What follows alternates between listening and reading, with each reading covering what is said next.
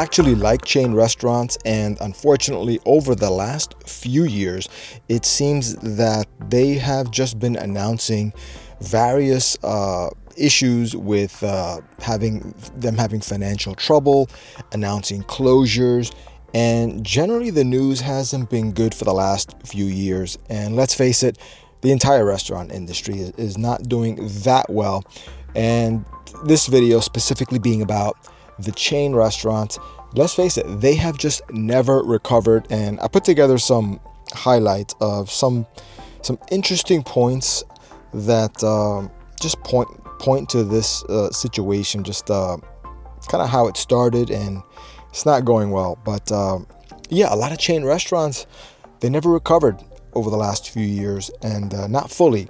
And the ones that kind of sort of tried to really come back, they did so by taking on a lot of debt, taking on special government loans.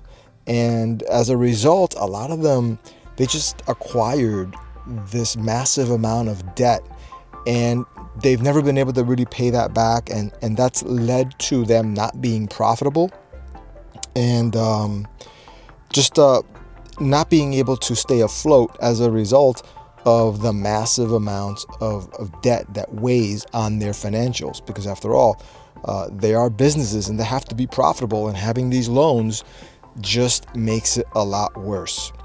Not to mention inflation. Inflation is something that is hitting everybody very hard, including restaurants and the consumer.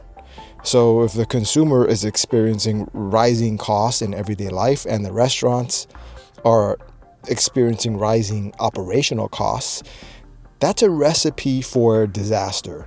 So, a lot of this inflation has put a lot of pressure on consumers that are just deciding between everyday life necessary expenses or going to restaurants. And more, the consumer is having to make the rational decision, which is they're going to have to reduce spending on dining out, because that's not a necessity.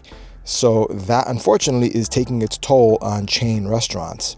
The other thing is changing consumer demand. This is huge, because this is another thing that, in combination with everything else, consumers have kind of become accustomed to now eating at home as a result of what's been happening over the last few years, and the gradual and not so gradual rise in inflation and cost and everything else, that this has caused a shift in their behavior. And people just are not going to chain restaurants as much as they used to. This decrease in foot traffic to these chain restaurants just clearly is not something that they can withstand. They need a certain amount of volume, a certain amount of people coming regularly to restaurants in order to show a good profit and to make them a viable business. And also, let's face it, there's probably a lot of chain restaurants for the actual demand, especially at the moment. And that is not good either. So structurally, the industry needs to shed some of that capacity of just too many chain restaurants. And I already spoke about the debt accumulation, but that definitely is not helping out. And then the bankruptcy filings. That's huge too. A lot of chain restaurants have recently announced that they have been or are looking at bankruptcy as an option. And that's definitely a signal that things are not doing well, obviously. And some of these have included Hooters, TGI Fridays, Denny's, Ruby Tuesdays, Red Lobster, and they've significantly reduced their footprint in many markets to kind of manage their debt and also to try to improve their finances. But they're definitely not in growth mode. They're in a very defensive posture, and I would even say they're in a desperate situation right now. So yeah, a lot of these factors led to this challenging environment for the restaurant industry, specifically chain restaurants, resulting in this news about the financial troubles and the closures that these chain restaurants have been experiencing and announcing. So one of the things that is also against chain restaurants, the news is not getting better, is the shifting consumer preferences to maybe go to other types of restaurants that are a little bit lower on the affordability scale, I should say more affordable on the affordability scale, like restaurant types that are classified as QSR, quick service restaurants. And these restaurants are, I'll give you some of the names of these type of restaurants. This is just a classification of restaurant where it's not a sit-down meal with a server where you have to tip typically. So I'm talking about quick service restaurants like McDonald's, Subway, Taco Bell, KFC, Burger King, Starbucks, Domino's Pizza, Wendy's, Chick-fil-A, and so on. So those type of places have kind of stepped up their game over the last few years and become more of a competitor because consumers are choosing to go to these places when they do find the funds to go out to eat. A lot of them are choosing these quick service restaurants more often than not, as opposed to the chain restaurants. And this is kind of causing a competitive shift in the chain restaurant industry, where they're basically competing now against the Chick-fil-A's and the McDonald's and the KFC's, the Starbucks, even I'll throw in Dunkin' as well in there.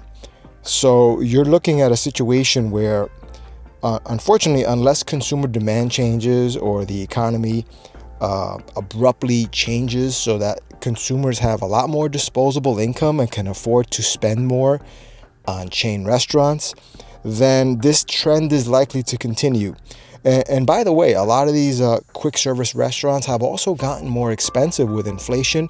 They're not immune from the situation in the restaurant business. McDonald's has never been more expensive, as an example, but they're still cheaper overall when you count the overall cost of the meal, the gratuities that there aren't any in McDonald's.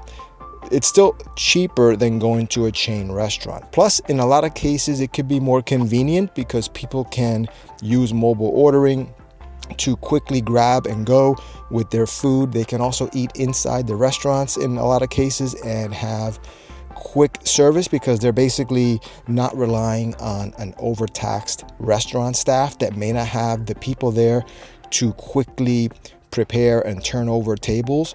So these quick service restaurants are leaner and meaner than these chain restaurants. And unfortunately, all of this cumulative stuff together is just making chain restaurants just have a really tough time in this environment. But I hope that some of them can pull through.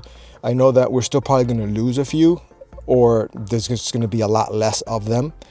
And I still have a lot of good memories of chain restaurants. So, but I hope that they can come back in some way. Maybe they can reinvent themselves so that they become more affordable and they become a more viable option.